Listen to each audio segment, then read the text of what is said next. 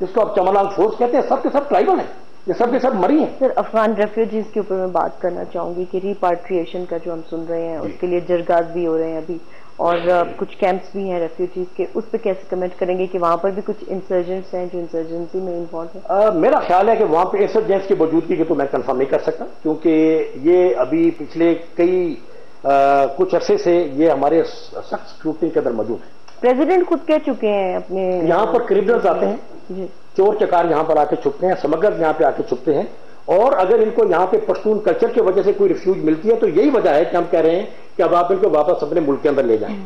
यहाँ पर दो बड़े कैंप है बलोचिस्तान के अंदर, एक है जंगल पीर अलीजई जो कि किला अब्दुल्ला के करीब मौजूद है, और एक है गिरदी जंगल जो कि उधर दालबंदीन के पास मौजूद है।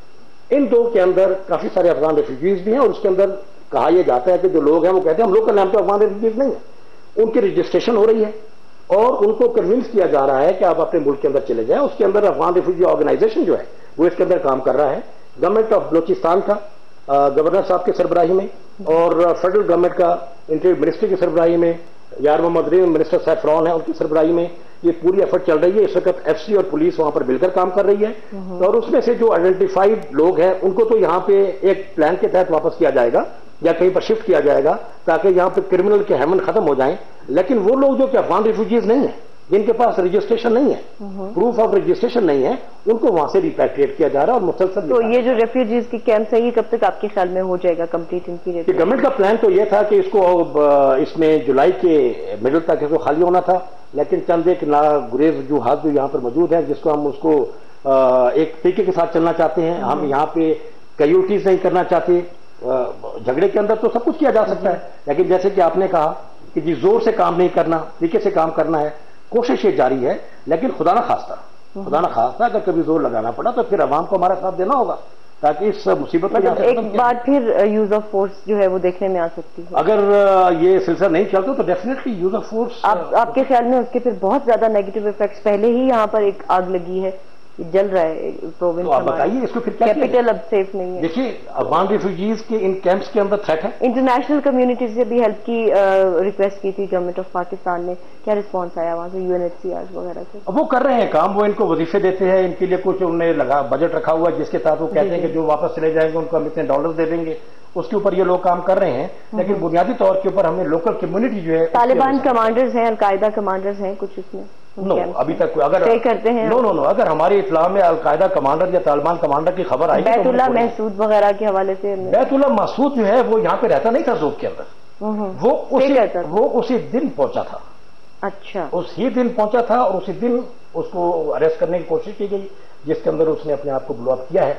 और आप ये देखिए इससे इफेक्टिवनेस देखिए कि इतनी इंटेलिजेंस। फ्लड पे बात कर लेंगे, प्रोग्राम का टाइम भी क्योंकि खत्म हो रहा है। फ्लड अफेक्टेड एरियाज में रिलीफ वर्क जो है वो अभी कौन से फेज में है और कितना कब तक आपको लगता है कि उस पर काम मजीद बेहतरी हो जाएगी? जी राष्ट्रीय रिलीफ वर्क के अंदर पाकिस्तान आर्मी और फ्रंटियर कोर ने पूरे बलोचिस्तान के अंदर भरपूर काम किया है जिसका एप्रिसिएशन पूरे बलोचिस्तान के अंदर है। इस वक्त एक यूनानिमस आउटक्राई है कि जो भी रिलीफ एफर्ट होनी है उसके अंदर फ्रंटियर कोर और आर्मी का पार्टिसिपेशन जरूर होना चाहिए ताकि ट्रांसपेरेंट तरीके से स्पीडी काम हो जाए।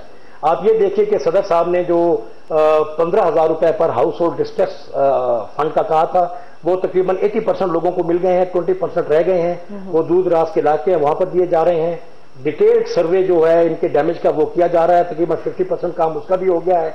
उसके अलावा मिरानी डैम के इफेक्टिव के जो कंपनसेशन थी 272 लेवल तक की वो भी एक फाइनल स्टेजेस के अंदर है और मुझे उम्मीद ये है कि कंपनसेशन अगले 1 महीने 1.5 महीने के अंदर इंशाल्लाह लोगों को हो जाएगी। एफसी को कुछ प्रॉब्लम्स भी आए कुछ दिनों में वहां पर सिक्योरिटी के हवाले से, कुछ जब फील्ड में काम करने के लिए गए? नहीं, एफसी को खुदा का शुक्र है कोई सिक्योरिटी का प्रॉब्लम बीच में फेस नहीं हुआ। इनफैक्ट लोगों ने बड़ी सपोर्ट की, लोगों ने बड़ी मदद की। एफसी ने तकरीबन वहां पे उस इलाके के अंदर तुर्बत के इलाके के अंदर जहां पे सैलाब ज्यादा थे और फौरी तौर पर आए थे वहां पे 1000 से ज्यादा लोगों को रेस्क्यू किया लाइफ के साथ, उनकी जिंदगी को खतरा था। आप ये देखिए कि यहाँ पे बह जाने की वजह से बहुत कम नुकसान हुआ है, जिनका नुकसान हुआ है उनका तो हो गया। कब तक आपको लगता है कि रिकंस्ट्रक्शन का, अभी तो बिकॉज रिहेबिलिटेशन अभी तो रिलीफ वर्क चल रहा है, रिकंस्ट्रक्शन और रिहेबिलिटेशन वर्क कब तक आपको लगता है? रिकंस्ट्रक्शन और रिहेबिलिटेशन सदर साहब ने यह कहा है कि जिसका जितना नुकसान हुआ है इंशाल्लाह उसको ऐसे फंड दे दिए जाएंगे कि अपने से बेहतर काम कर लेगा। अब ये गवर्नमेंट का प्लान है कि वो आया बना के देना चाहती है या फंड दे देना चाहती है ताकि ये खुद बना ले, मेरा ख्याल ये है कि यहाँ के अवाम शायद ये चाहें कि इनको पैसे मिल जाएं तो अपने घर खुद बना लें। अगर ये स्ट्रेटेजी ली जाती है तो मेरा ख्याल है कि अगले 1-1.5 महीने के अंदर ये फेज ओवर हो जाएगा, फिर लोग अपने घर बनाने में लग जाएंगे। सर, एक सवाल आखिर पे जरूर पूछना चाहूंगी जो पहले मिस हो गया। ह्यूमन स्मगलिंग जो हमारे बॉर्डर पर बहुत ज्यादा हो रही है, पाक अफगान बॉर्डर पर, पाक ईरान बॉर्डर पर भी बहुत ज्यादा हमने ये देखा, इसके लिए क्या आप स्टेप्स ले रहे हैं? ह्यूमन स्मगलिंग है, ड्रग्स हैं, उसमें काफी सारी चीजें। जी, फ्रंटियर कोर का जो एक रोल है बुनियादी तौर पर, जो एसेंशियल रोल है बॉर्डर सिक्योरिटी के साथ साथ वेपन स्मगलिंग और ड्रग स्मगलिंग को रोकने का हमारा बीच में एक पक्का एक रूल के मुताबिक काम है। ह्यूमन स्मगलिंग के अंदर हम FIA को और इमिग्रेशन डिपार्टमेंट को असिस्ट करते हैं। हमने तकरीबन 4500 से ज्यादा लोग पाक अफगान और पाक ईरान बॉर्डर के ऊपर पकड़ के सिर्फ इस साल अब तक हमने दिए हैं।